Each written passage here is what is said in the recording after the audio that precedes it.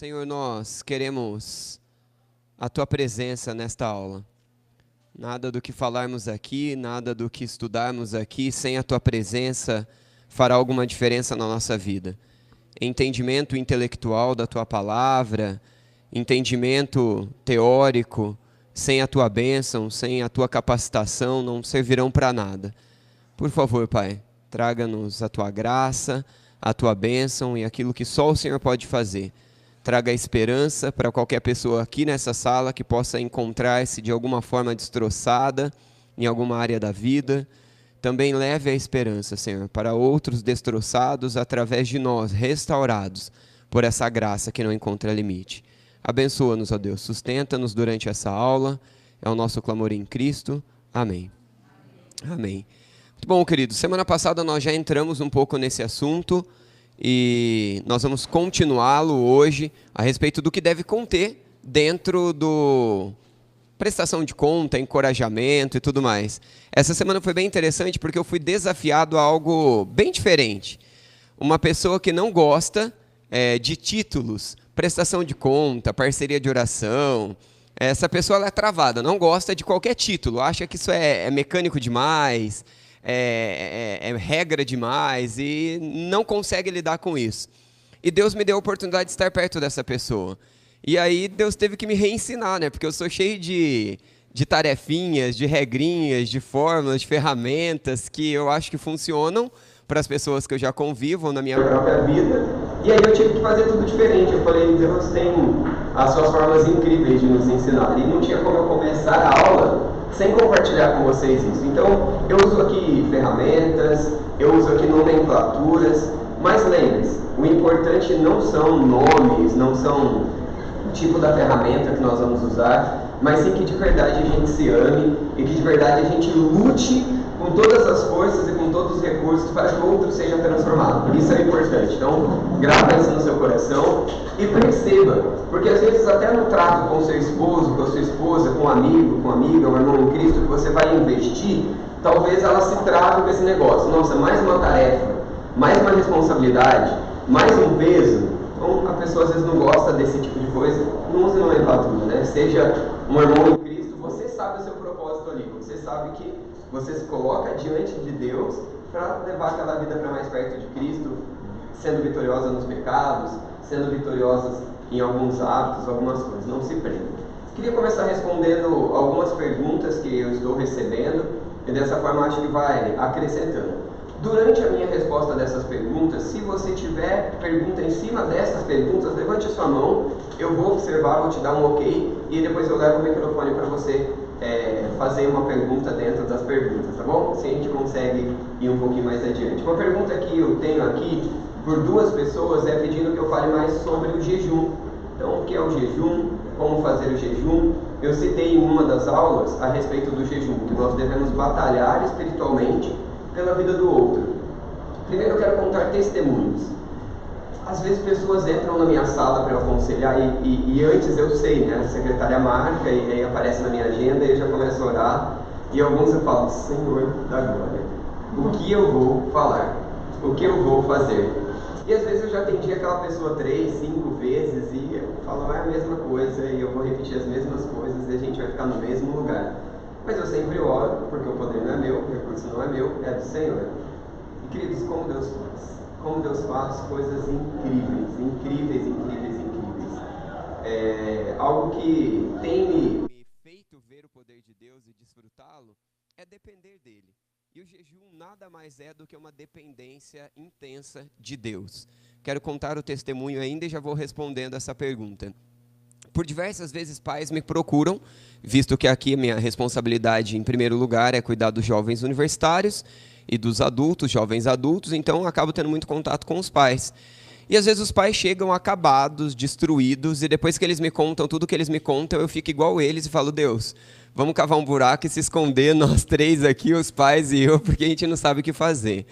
E às vezes é isso, às vezes eles contam chorando, eu choro junto e a gente fala para onde a gente vai, o que a gente vai fazer, que recurso a gente vai usar, que ferramenta a gente vai usar, a gente já usou tudo e é uma desgraça sem fim. E aí, então a gente se lembra daquilo que a gente deveria ter se lembrado desde sempre. O nosso Deus é um Deus que não tem limites para o seu poder. E nós podemos depender dele de uma forma especial. Então, o desafio é jejuarmos juntos. E aí eu sempre tenho um monte de motivo também para jejuar da minha vida, minha família, as pessoas que eu amo. E aí, o que é o jejum, então? De novo, queridos, é uma dependência especial de Deus. É a mesma coisa de quando eu tenho uma solicitação, um pedido, um grito de socorro diante de alguém. Eu não chego diante de uma pessoa que tem autoridade, diante de uma pessoa que tem recurso, encontro ela pelo corredor às pressas e simplesmente clamo algo, né? Eu não vou chegar na pessoa e simplesmente ali esbaforido dizer rápido, correndo o que eu quero, o que eu preciso. Mas, de modo geral, a gente se prepara, a gente procura, coloca a situação, explica a nossa necessidade, diz, olha, eu preciso da sua ajuda, eu preciso do seu socorro. Então, o que é o jejum e como fazer o jejum e como lutar espiritualmente, então, dentro do tema Esperança para os Destroçados, seja para a tua vida ou para a vida de qualquer outro.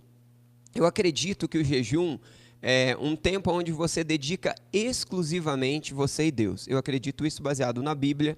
Não posso dar uma aula sobre jejum, textos bíblicos e tudo mais, porque não cabe, senão não consigo chegar no conteúdo que a gente precisa até o final do curso. Mas, de forma bem resumida, o jejum eu tiro tudo, inclusive a comida. E todo o tempo que eu gastaria para fazer qualquer outra coisa, inclusive comer, eu me rendo diante de Deus, dizendo, Senhor, eu abro mão de tudo, até das minhas necessidades físicas, uma das nossas necessidades maiores é o alimento, é a água. Então, eu abro mão da água, eu abro mão do alimento, e esse tempo eu quero ficar exclusivamente na Tua presença. O que eu vou fazer nesse tempo? Vou ficar sem comer e sem beber, mas vou trabalhar? Vou fazer outras coisas? Não, eu entendo, acredito que isso não é jejum bíblico, tá? Se você estudar de Gênesis, Apocalipse ou qualquer expositor sério bíblico, você vai verificar que o jejum é um tempo exclusivo de intimidade com Deus. É um tempo onde você tira todo e qualquer tipo de distração e a falta do alimento e a falta da água, ela nos deixa muito vulnerável. É algo que nos incomoda. Ah, mas eu consigo ficar um dia sem comer. Faça o propósito do jejum para você ver. Naquele dia você vai ter mais fome, naquele dia você vai ter mais sede, naquele dia... É incrível como a gente vê a nossa vulnerabilidade e a nossa fraqueza. Então, diante dessa fraqueza, diante dessa vulnerabilidade que nós temos e somos e percebemos no jejum, eu clamo ao Senhor dizendo, Deus, eu não consigo me sustentar sem o alimento, eu não consigo me sustentar sem a água. E o Senhor é o meu alimento, o Senhor é o meu sustento. Faço o que nesse tempo, então? Oro, leio a Bíblia, leio um bom livro cristão, relacionado, óbvio, a um tema e a algo espiritual ao qual eu estou buscando. Ouço uma pregação bíblica, ouço músicas cristãs e canto ao Senhor. Se você toca, se você canta, melhor ainda, você toca e canta e faz isso, não é o meu caso. Eu amo fazer caminhadas de oração.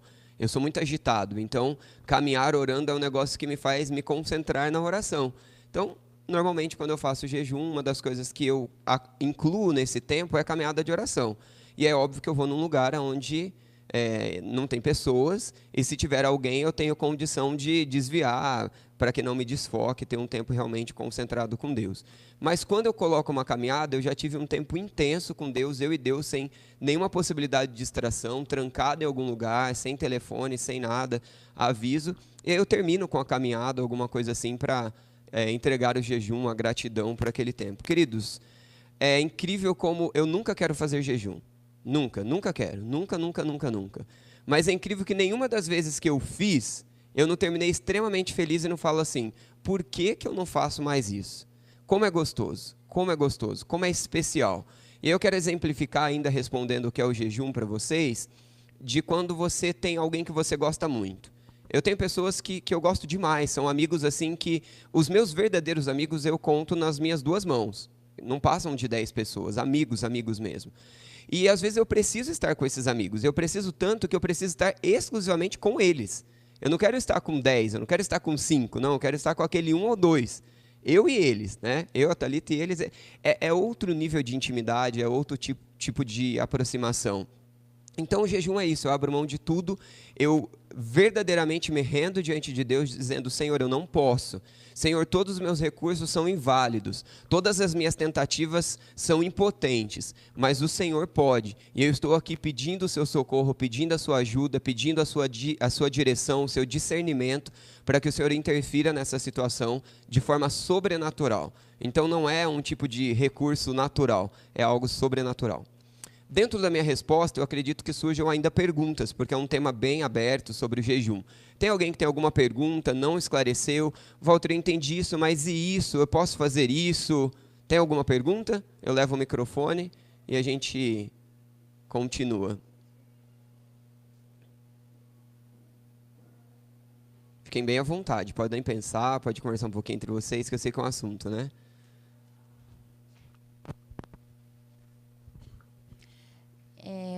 Você falou que fazendo jejum, então você se dedica só à oração, só a esse tempo com Deus. Então a pessoa. Porque eu já ouvi muita gente que faz jejum, mas ela só tira o alimento. Mas ela faz todo o restante. Ela trabalha, ela estuda, enfim, o dia dela é normal, só não está se alimentando né, por causa do jejum.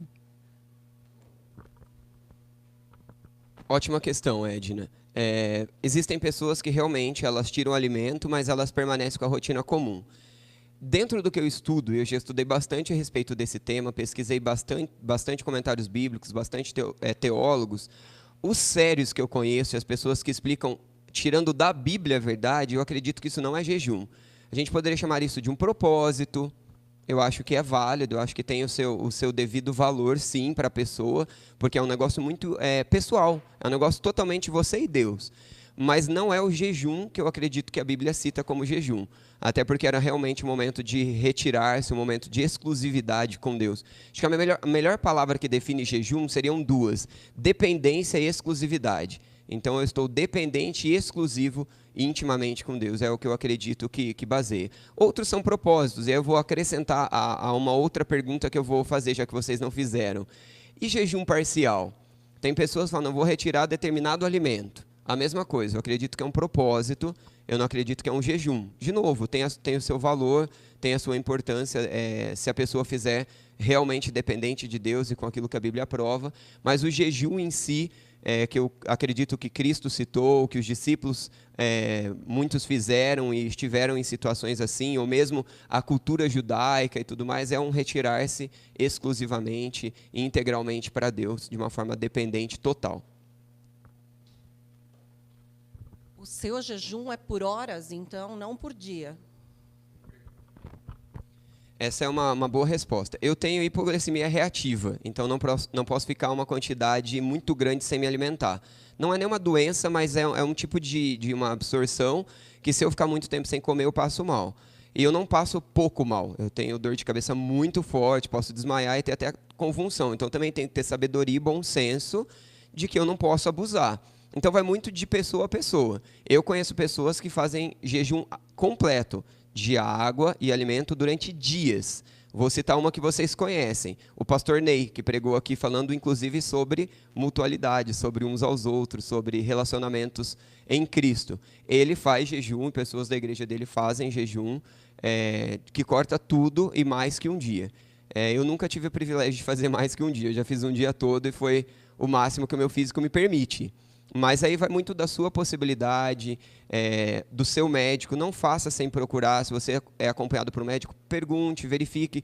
Porque às vezes você não tem uma hipoglicemia reativa como eu tenho, mas você pode ter uma outra coisa, uma diabetes e outras coisas. Então, seja sábio. O que Deus quer de nós não é sacrifício, é dependência, é exclusividade. E muitas vezes eu dedico 3 horas. Eu abri mão do meu café da manhã, que para o meu caso físico já é bastante, só que eu dediquei ali 2, 3 horas exclusivas, total, com Deus. Eu acredito que é um tempo exclusivo, é um tempo de jejum. Então, vai muito da pessoa, vai muito de você, da sua possibilidade num todo, né? O que não pode perder, eu acho que é a exclusividade, a intimidade. Eu acho que essa exclusividade, essa intimidade, essa dependência de Deus, essa parte não dá para abrir mão, né? Mais alguma pergunta dentro desse tema, para a gente voltar aqui para o assunto principal? Tá, joia. Se houver mais perguntas, anotem, deixa com o Francisco e aí na próxima semana eu respondo.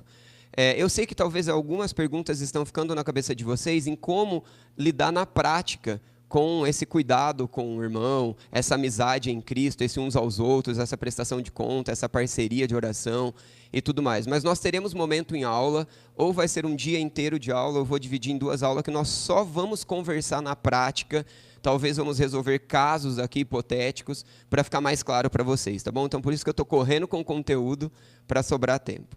Repassando um pouquinho daquilo que a gente já viu na semana passada, tem algo aqui ainda antes, né? Eu sempre coloco alguns alvos a alcançar, caso você lute com desses ou conheça alguém que luta.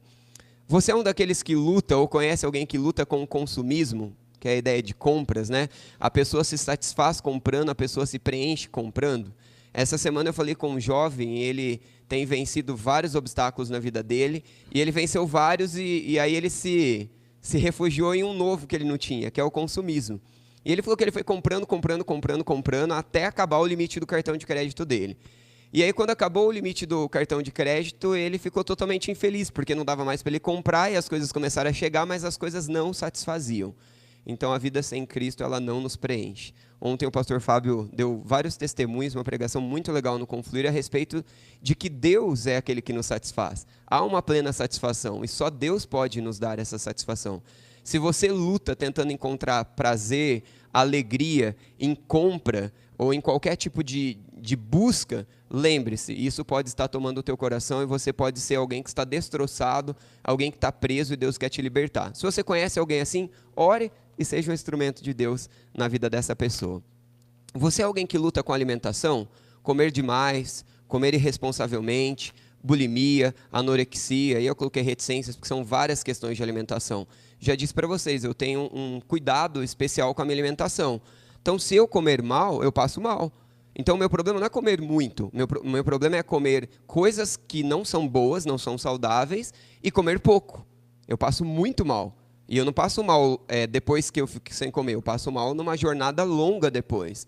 Então, a administração da nossa alimentação, ela deve reger como é o meu relacionamento com Deus. A comida, as compras ou qualquer outra coisa na minha vida, ela tem que ser uma resposta do que eu tenho com Deus. Se está descontrolado para menos, para mais, se está descontrolado de uma forma irresponsável, com uma busca de prazer, não vou comer porque meu prazer é trabalhar demais, ou vou comer demais porque isso me dá prazer, ou não vou comer porque eu tenho que ter o corpo de Barbie, ou o corpo de, sei lá, do Ken.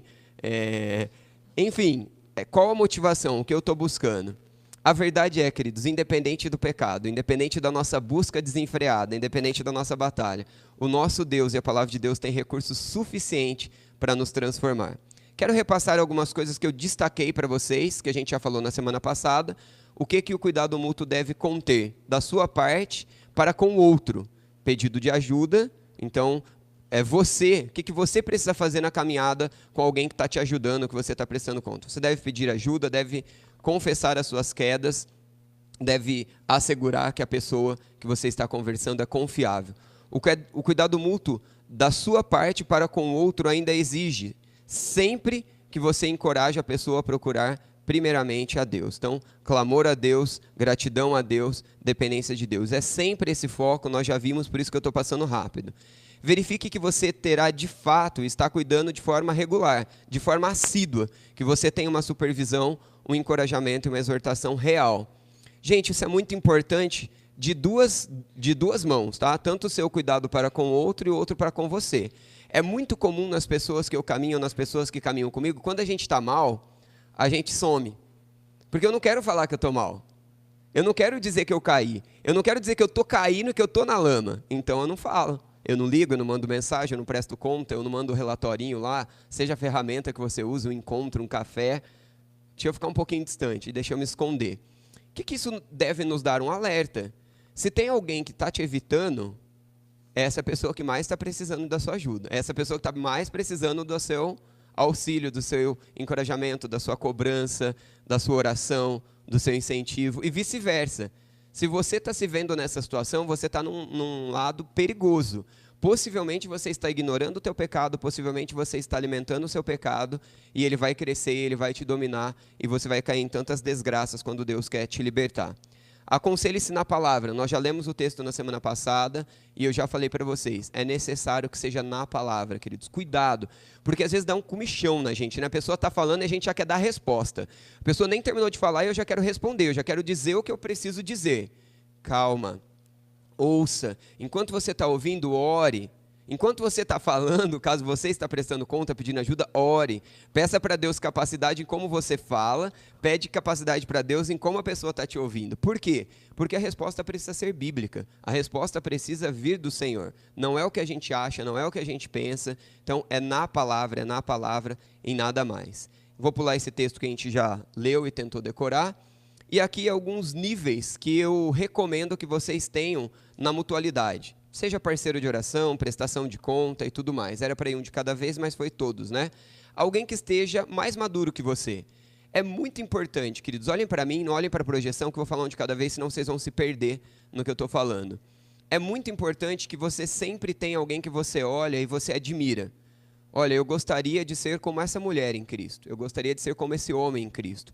Se você não tem alguém que você admira, alguém que realmente te inspira, possivelmente você vai ficar numa mediocridade de vida espiritual. Às vezes tem pessoas que estão cercadas de parceiros de oração, pessoa que presta conta, pessoa que ora, mas são aquelas pessoas que se mantêm numa mediocridade de vida espiritual. Então, verifique que você tenha na sua agenda encontros, verifique que você tenha, dentro dessas pessoas que você escolheu, alguém que você admira, alguém que seja mais maduro, alguém que esteja... Eu não gosto de usar esse termo, mas eu vou usar para vocês entenderem. Não tem ninguém melhor ou pior, ninguém acima ou abaixo. Mas no sentido de maturidade, no sentido de fortaleza, naquela questão, naquela dificuldade que você luta, procure alguém que seja exemplo. Procure alguém que realmente seja muito bom naquilo. E aí, grude nessa pessoa. Olha, como você faz isso? Como você vive essa vida? Você me ensina? Por favor, me encoraja, me ajuda a ser assim. Porque com certeza essa pessoa ela venceu em Cristo, ou ela tem características que ela consegue ter aquilo de uma forma melhor, e ela vai te inspirar, ela vai te encorajar. E mais, se você tem uma pessoa madura do seu lado, uma pessoa que você admira, alguém que realmente está numa caminhada firme, o fato de você pensar em conversar com aquela pessoa já te constrange. Mas não constrange no sentimento ruim, te constrange de uma forma especial. Você para pensar que você vai falar para a pessoa aquilo que você está querendo confessar, você já fala, eu já sei o que eu deveria estar fazendo. E aí a hora que você fala então para a pessoa, e a pessoa reage às respostas segundo a palavra de Deus, pronto. Você já sai dali moído, encorajado e empurrado. Não dá para ficar onde eu estou. Não dá para ficar onde eu estou, eu preciso mudar, eu preciso ser diferente. Então verifique que na sua vida você tem essas pessoas acima.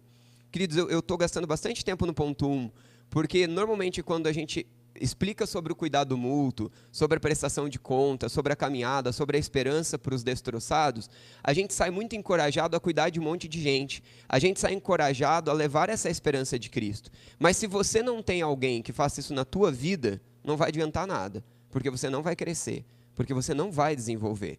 Então verifique que você tem alguém mais maduro, alguém que esteja bem, entre aspas, está acima de você naquela questão. Alguém que esteja no mesmo nível. De novo, são palavras que eu não gosto muito de usar, mas é só para vocês entenderem. Alguém que você se sinta mais confortável, alguém que você olhe e fala, esse daí é igual eu. Esse daí dá para eu dizer. Xinguei meu esposo, dá para eu contar, porque eu sei que ela também não é sempre que é perfeita. Não tem ninguém perfeito, né? Mas às vezes alguns gostam de mostrar uma perfeição que a gente não tem. Mas não, essa daí dá para eu dizer. Ou, nossa, olha, gritei com a minha esposa. Dá para eu dizer para aquele lá, porque ele pode não gritar com a esposa, mas ele tem outras fraquezas e eu sei das dele, ele sabe das minhas. Então, eu me sinto confortável em ser sincero, 100% sincero, onde realmente eu posso dizer o que eu sinto, o que eu penso, o que eu estou sendo tentados. Nós temos aqui uma quantidade grande de homens, e vocês estão de parabéns, porque eu não esperava que uma quantidade grande de homens estaria nessa sala. Quantos de nós, homens, teríamos condições de procurar um homem e dizer, olha, hoje eu olhei para 3 mulheres com um olhar impuro na rua. E uma delas eu olhei 3 vezes e continuei olhando, ela deu uma olhada, eu amei e continuei olhando. Quantos de nós teríamos essa liberdade? Quantas de vocês, mulheres, teriam a liberdade de procurar uma mulher e contar, olha, eu fui abastecer o meu carro hoje no posto, e quando eu cheguei lá, o frentista fez uma piadinha, me deu uma cantada, ou no supermercado, ou meu vizinho, ou a pessoa que foi prestar um serviço. Quantos de nós teríamos essa liberdade? Vocês entendem que são muros que a gente levanta de proteção para a nossa vida? E eu estou falando aqui na questão de sexualidade, mas não é só isso. É mentira, é fofoca, é orgulho, é insubmissão, é uma autoridade humana e não uma autoridade de Deus para fazer da minha esposa e da minha família o plano de Deus. Ou é a incapacidade de liderar, de tomar o papel de liderança e eu preciso ser cobrado a isso. Ou o oposto, a mulher que quer tomar a liderança e não tem paciência do esposo ser o líder. Entendem que são cada uma dessas coisas que a gente precisa de ajuda? Então, alguém que esteja acima, que vai me inspirar, que vai me empurrar, que vai me incomodar, eu vou sempre olhar para aquela pessoa e eu preciso correr, porque estou longe, eu preciso correr, vai me puxar. Alguém que esteja numa situação mais semelhante à minha, que eu realmente vou poder ser 100% o que eu sou, vou poder falar, vou poder abrir, vou poder pôr para fora todo o lixo que está dentro de mim, pondo para fora, e aí então enchendo com a palavra de Deus a pessoa que me responde isso vai ser uma bênção. Essa semana ainda eu tive algumas dificuldades em algumas áreas, né? Chegando perto do acampamento, mais batalha espiritual, mais correria e tudo mais. E aí algumas pessoas que caminham comigo eu prestei conta, ora porque estou precisando aqui, ora porque estou precisando ali, ora porque estou precisando aqui. Gente, eu recebi uma enxurrada de textos bíblicos, aí eu li os textos bíblicos e engoli, eu falei, vou rasgar isso, né? Rasgar esses textos da Bíblia, vou jogar esse celular na parede, porque eu não quero, eu já sei isso, mas não quero ouvir isso. Mas era o que eu preciso. E aquilo ali me torna são de novo, né? Me dá sanidade novamente. Me livra do meu coração, me impede de me manter num desastre. Em qualquer área, o orgulho, insubmissão, sei lá, tantas coisas que tem, seja qual for a sua luta. E aí uma última recomendação dentro desses níveis é que você tenha alguém que seja menos maduro. Alguém mais novo como cristão, alguém que retornou para Cristo recentemente, ou alguém que está em Cristo há 50 anos, mas nunca cresceu e precisa de investimento. Então que você vai investir nessa pessoa. Alguém que você realmente vai dedicar tempo, você vai dedicar um zelo para investir e cuidar dessa pessoa. Então aqui nós temos 3 níveis de amizades recomendados, de prestação de conta, parceria de oração, seja o título que você quiser dar. E eu quero encorajar que vocês sempre tenham os 3 níveis. Não tenha um só. Procure sempre verificar que na sua agenda de relacionamento hajam os 3. Vou fazer uma pergunta para eu saber como eu vou fazer a última aula. Todas as aulas já estão prontas, mas eu quero te fazer uma pergunta. Quantos de vocês sabem categorizar os amigos de vocês? Vou explicar essa minha pergunta. Quantos de vocês conseguem olhar para os relacionamentos que vocês têm dentro da igreja, no trabalho, na vizinhança, e eu consigo fazer a devida categorização? Esses daqui são os meus amigos. Esses daqui são meus colegas, esses daqui são os meus irmãos em Cristo de convivência, esses daqui são meus colegas de trabalho, esses daqui são meus colegas de atividade esportiva. Quantos de vocês conseguem fazer essas categorizações? Porque não adianta nada eu falar desses 3 níveis se você não pensou em todos esses. Quantos de vocês conseguem fazer essas categorizações? Joia, uma boa parte. Então tá joia. Eu acho que não é necessário de eu falar tão extenso sobre isso, mas eu quero acrescentar aqui um pouco para vocês. Quero desafiar você a fazer uma reflexão, escrever o nome das pessoas que você tem por perto e realmente categorizar, dividir. Então, em uma página você vai colocar quem são seus amigos. Amigos que você pode contar em toda hora, que sabe quem você é, pode saber o que você pensa, o que você sente, o ruim, o bom. Amigos. É óbvio que eles têm que ser cristãos, tá? Se você pensou em alguém nessa lista que não é cristão, você está errado. Tá? Como cristãos, nós temos que ter amigos cristãos, que nos aconselham na palavra. Aí você vai fazer uma outra categorização. Você vai fazer uma categorização de convivência cristã. Então nós temos aqui, eu não tenho problema com nenhum de vocês, graças a Deus, com ninguém na igreja. Às vezes eu tenho, mas a gente resolve, né? Então, quais são esses? Irmãos de convivência. Eu posso pedir ajuda, vocês podem me pedir ajuda, mas eu não tenho uma intimidade próxima com todo mundo aqui, onde conhece tudo da minha vida, e nem vocês comigo. Então são irmãos de convivência, são os irmãos em Cristo. Por que nós temos algum grau de relacionamento? Saímos para comer, comemos juntos, passeamos, nos encontramos, conversamos. Porque somos da mesma igreja, porque somos irmãos em Cristo. Então você vai categorizar aí como irmãos em Cristo, né? Por convivência. Então, amigos íntimos, irmãos em Cristo, é um geralzão aí, né? Você vai colocar aqueles que você mais convive, mas não são tão próximos. E aí você vai categorizando outros, colegas de trabalho, colegas de atividades físicas.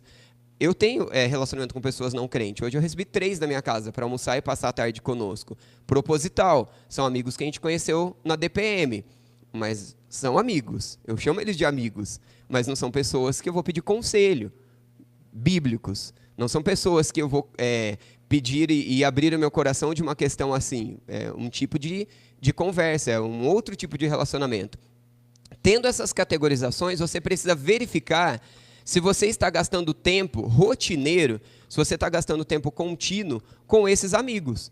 Porque às vezes a gente gasta muito tempo com os colegas de trabalho, muito tempo com os colegas da igreja, muito tempo com os colegas da atividade esportiva, mas os amigos que eu preciso ter algo rotineiro, contínuo, não estou gastando tempo. Não estou vendo eles ou tendo contato com eles de forma contínua, de forma rotineira, para que eles vejam o meu crescimento, eu vejo deles, ou não crescimento, né? Para que a gente tenha que empurrar, para que a gente tenha que se cobrar.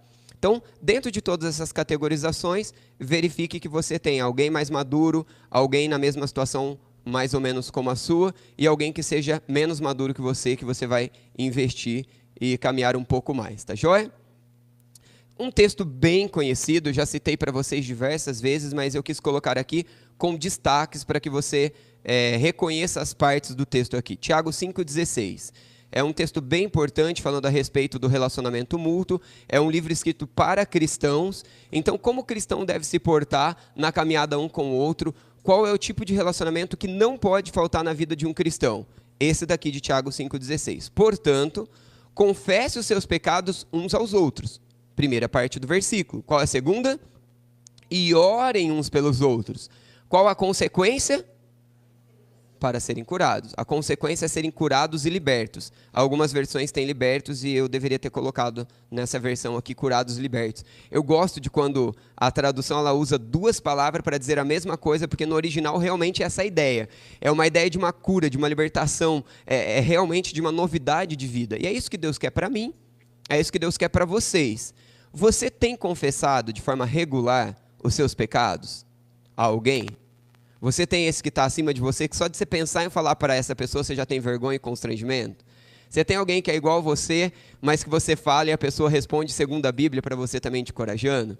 Você tem alguém que talvez seja menos maduro que você e de forma muito subjetiva, mas você vai dizer, olha, não dá para eu dizer para essa pessoa que eu briguei com meu marido, que ela vai ficar louca, ela acha que crente não briga. Então eu vou dizer para ela, olha, a gente precisa se comunicar melhor, a gente precisa ter mais amor na forma de se comunicar. Pronto, prestei conta. Né? Para uma pessoa extremamente subjetiva. Para o outro lá que é igual, você fala tudo que você falou, tudo que você não devia ter dito, como você reagiu, suas caras, expressões. Para o que está acima, você não vai conseguir fazer isso. Né? Mas aí você fala, olha, não está legal, estou precisando me comunicar melhor. Um exemplo subjetivo aqui, né? Mas é bem importante. Você e eu precisamos confessar os nossos pecados. Em todos esses níveis de relacionamentos e amizades dentro da igreja, você tem isso? Quantos de nós temos isso? Querido, se você não tem isso, você não está vivendo o que é ser cristão. Você está vivendo parte da vida cristã. Você está vivendo parte do ser igreja de Cristo.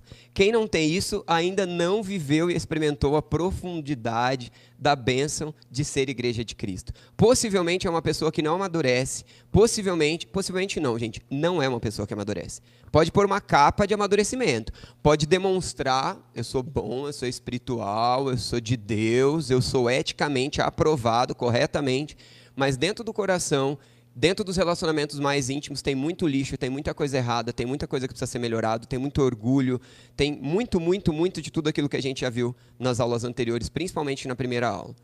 Você é alguém que você tem, dentro desses níveis, alguém que você confessa, e nesse confessar você tem isso rotineiramente, pelo menos nesses 3 níveis. Se você não tem, começa ontem, porque você está perdendo grandes privilégios abençoadores, você está deixando de crescer e ser transformado na graça, você está deixando de abençoar e ser abençoado como Deus deseja.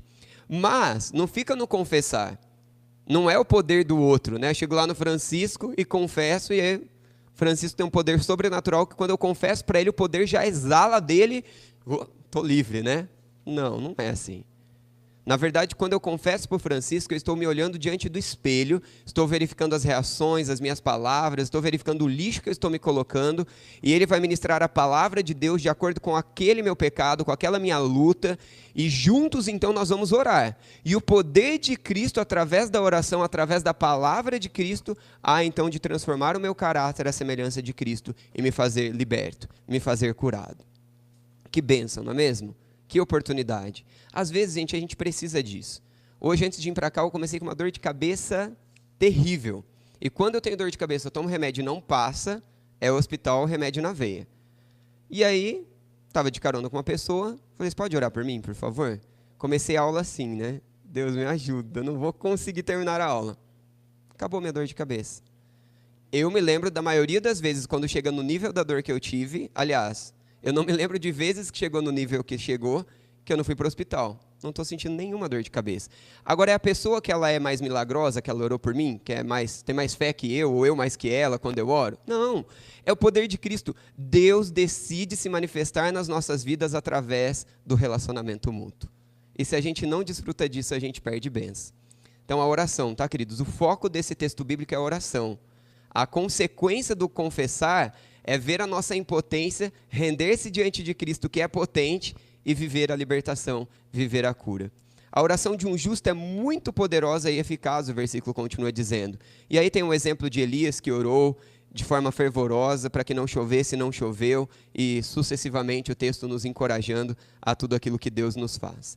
Cuidado, queridos, muito cuidado nesse processo, muito, muito, muito cuidado. Eu desafiei, mostrei para vocês todos os pecados possíveis de não viver isso, o que é não ser igreja, tudo que nos impede. Nós vamos levantando oportunidades para vencer as barreiras, transpor os muros que nos impedem.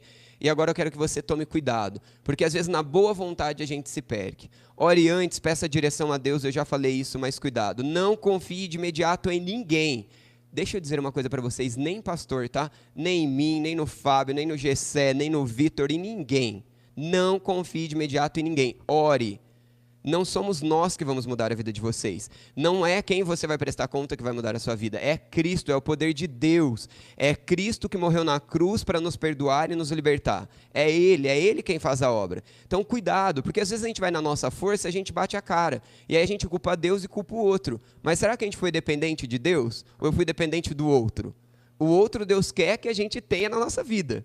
Vocês entenderam que eu cheguei só agora para colocar esses cuidados? Porque senão a gente olha esses cuidados, não, deixa quieto, isso é difícil demais, perigoso demais. Mas Deus ordenou, não é opcional, é ordem de Deus. Mas, seja sábio, dependente de Deus, não confie de imediato. Não saia falando de sua vida de um dia para o outro para qualquer um. Cuidado, claro. Conheça aos poucos a pessoa, verifique de forma processual o quanto ela é confiável. Vai falando subjetivo, né? De repente você... E eu estou usando muito exemplo de casal, mas é em todos os sentidos aqui. É que é mais fácil usar exemplos subjetivos aqui, né? Você deu um murro na cara do seu esposo, né? Eu conheço mulheres bem bravas, viu? E a gente vê umas situações atípicas no meio do povo de Deus também. E aí você não vai chegar lá para alguém e falar, bati no meu esposo, né? Não, olha, tivemos um dia difícil. Aí você vê como que a pessoa vai reagir. Sério? Vocês brigam? Não fala mais com a pessoa. Vai procurar outra hora, repensa, né? Porque talvez Deus já está te dando um toque. Então, cuidado, vai de forma processual. Cuidado, não é momento de fofoca. Não é momento de fofoca. Estou usando exemplo de casal, então vou continuar aqui que fica mais fácil, né? Na mesma linha. Vou lá e tenho um dia difícil com a Thalita. Aí eu vou confessar para o Cleito, que é meu irmão em Cristo, é meu amigo. Aí eu vou lá e falo só da Thalita para o Cleito. Falo de tudo que ela fez. Estou fofocando da Thalita, é para eu falar do meu pecado. Se eu sou marido dela, o que eu não fiz que eu deveria ter feito para que ela reagisse melhor? O que eu fiz para que ela reagisse daquela forma que eu tenho culpa no cartório, no pedaço? Então eu não vou falar do outro, eu vou falar de mim. Eu estou usando o exemplo de casal, mas e dentro da igreja? Um irmão peca contra mim. Vou usar um irmão que...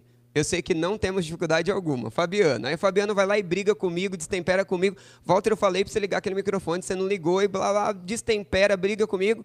Não vejo a hora de chegar no carro para falar para a Thalita. Não, peraí, meu problema é com o Fabiano. A Thalita não tem nada a ver com isso. Ah, mas nós somos apenas um. Ok, não nessa questão, tá bom? Então eu vou falar para Deus, vou resolver com Deus, vou resolver com o Fabiano. Não consegui resolver com o Fabiano, eu vou procurar uma outra pessoa, de preferência um amigo do Fabiano, que vai nos ajudar a chegar numa conciliação. Os passos de Mateus 18:15, vou abrir para perguntas hoje ou em outro dia sobre isso. Então é momento para falar das suas fraquezas e não do outro que esteja ausente. Cuidado, porque às vezes você faz isso, mas e quem você ouve? E quem vem prestar fofoca para você? Porque às vezes não é prestar conta, né? Prestar fofoca. E aí? Queridos, eu tenho a tristeza de dizer, eu odeio fofoca. Mas aí eu estava exortando uma pessoa durante muito tempo sobre fofoca.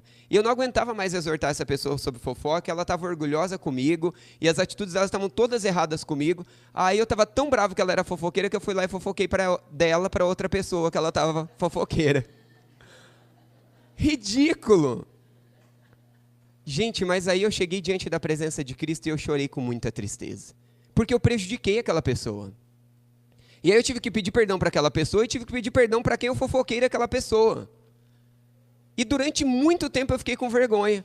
Porque eu estava irado, que a fofoca daquela pessoa estava prejudicando as minhas ovelhas, e agora eu fofoquei contra ela, pequei igualzinho. Olha que absurdo que é o coração humano. Então não pensa que você é bom em nada, porque nós não somos. Porque naquilo que você pensa estar de pé, você não está. Porque a Bíblia diz, aquele que pensa estar de pé, cuide para que não caia. Então aí a gente já... Cuidado com a fofoca, tá bom? Então, no ouvir, a pessoa começou a falar, minha regra, você pode falar sobre qualquer coisa na sua vida, não cite nome. Fale a situação, me peça um conselho de como lidar com aquilo, não diga nome. A não ser que eu já saiba da situação, é óbvio, aí não é fofoca. Aí eu vou te ouvir, vou juntar todo mundo, ou vou te dar recursos para você lidar com aquilo. Se eu não sei, diga toda a situação.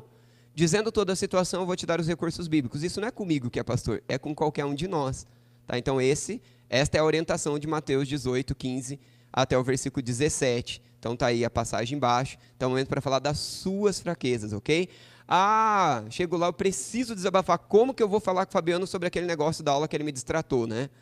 Então, eu vou dizer, olha, houve uma situação onde eu estava usando um objeto e a pessoa me chamou a atenção porque eu tinha que ter usado o objeto de outra forma e esqueci, me desatentei, mas a pessoa tinha que me chamar a atenção, mas me chamou na frente de todo mundo a atenção, me desonrou, me desrespeitou, me caçoou, que eu sou burro mesmo. E pronto. A pessoa vai... Eu desabafei, coloquei para fora, que está quase me matando. A pessoa vai dizer, Walter, mas por que você está tão doído assim? De onde vem o seu valor? O seu valor vem diante dos outros que você foi chamado a atenção? A gente já dá aquela engolida assim, né? Walter, por que você está tão preocupado com isso, né? Se a pessoa fez isso com maldade, ou a pessoa se distraiu, ela estava preocupada em resolver a situação ali na hora, e dá aquela engolida de novo, né? Walter, mas se ainda assim você acha que a pessoa fez com maldade, e se você acha que vale a pena o desgaste de conversar com essa pessoa, coloca numa balança, quantas vezes ela fez algo bom? Quantas vezes ela faz isso com você? Só essa. Walter, se você acha que vale mesmo a pena, vai lá então falar com ela. Aí, engole seco de novo, né? Essa é a orientação bíblica para a gente. Entenda o que Deus intenciona através de tudo isso. Entenda o que Deus intenciona através de todo esse processo. Deus deseja nos abençoar no cuidado mútuo, na via de mão dupla, e Deus vai fazer coisas incríveis. Quebrar orgulho porque eu não suporto o pecado do outro que está confessando o pecado para mim. Como pode ser tão burro? Como pode ser tão insistente? Para, chega. Não aprendeu ainda? Essa é a nossa vontade. Aí o outro olha para a nossa dificuldade, que é diferente da dele, da mesma forma. Então, às vezes, Deus quer quebrar o nosso orgulho, Deus quer nos fazer mais dependentes. Às vezes, Deus quer mostrar a nossa impotência e juntos nós vamos buscar espiritualmente, depender de Deus para que Deus transforme o outro e a mim, porque Deus transforma o outro libertando daquele pecado e me transforma me libertando do meu orgulho e da minha soberba de achar que eu posso alguma coisa na minha força e no meu recurso. Não, eu preciso do recurso de Deus, eu preciso da batalha e das formas de Deus. Na semana que vem nós vamos ver com quem você se parece. Com quem você se parece? E aí eu não vou dar mais informações, vou deixar você com essa curiosidade aí, mas dentro de tudo isso, nessa caminhada, com quem você se parece, que tipo de pessoa você é, e aí a gente vai estudar um pouquinho mais. Até que bata o sinal, eu posso responder alguma pergunta dentro do que foi dito. Ah, ótima pergunta, Sueli. A semana que vem nós não temos aula, gente. Muito obrigado. Falando nisso, eu vou passar a lista. Se você não anotou... Já? Então tá ótimo, obrigado. Tá muito à frente, né? Estou aqui, já foi, já voltou. Então, semana que vem não tem aula, tá bom? Eu estarei no retiro com os jovens, então não tem aula. Mas na outra, volta normalmente. Então, na nossa próxima aula, nós vamos falar sobre aquele assunto que eu tinha dito. Mais alguma pergunta? Algum acréscimo? Alguma situação que vocês queiram colocar? Até bater o sinal, temos um tempinho ainda. Joia. Então, vou desafiar vocês a pensarem em questões para a gente ir desenvolvendo nas nossas próximas aulas. A gente já está para frente do meio do curso, né? De como lidar na prática. Se vocês puderem me mandar perguntas através do Francisco, por escrito, por favor, que eu guardo e vou administrando. Walter, num caso onde a pessoa me procurou e eu conheço o marido e a esposa, mas a pessoa falou, como eu deveria reagir? Eu vou te responder biblicamente, te dando ferramentas. Walter, mas eu não tenho proximidade com a pessoa e eu gostaria de me aproximar dela, e como eu faço isso? Vou te dar recursos e respostas na Bíblia. Walter, blá, blá, blá. Então, enfim, na prática, a gente aprendeu muita coisa. Na semana que vem a gente vai ver isso. Na outra, nós vamos ver toda a base bíblica que orienta tudo o que eu falei para vocês. Eu vou expor teologicamente todas as ordenanças e o que Deus manda e o que Deus não manda. E nós não vamos ter para onde fugir de tudo que a gente ouviu até aqui. Mas eu quero terminar o curso de forma bem prática e eu quero trazer alguns casos hipotéticos onde vocês vão ter que resolver, tá bom? Então aí vão se preparando, vão lembrando do conteúdo, eu vou mandar também pro grupo de vocês os PowerPoints que ainda não mandei.